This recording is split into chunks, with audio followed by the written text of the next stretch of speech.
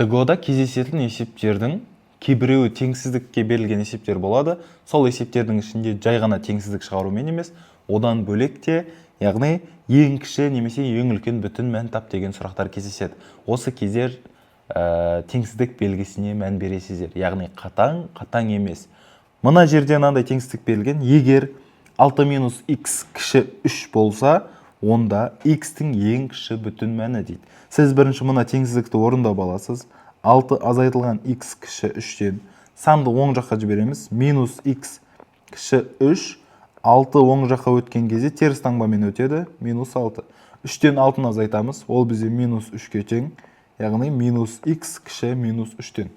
Енді сіз x-тің алдындағы минустан құтылу үшін барлығын минусқа көбейтесіз.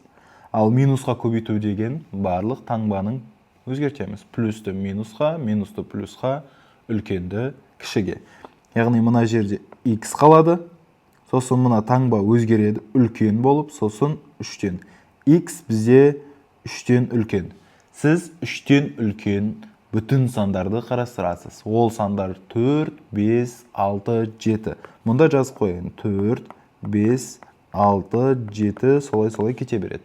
Осы сандардың ішінде ең кішкентайы менде 4 деген сан. Жауап нұсқасынан 4-ті белгілей салады екенсіздер. Егер де сізге магистратураға жүйелі түрде дайындық керек болса, комментарийға плюс қалдырып кетіңіз.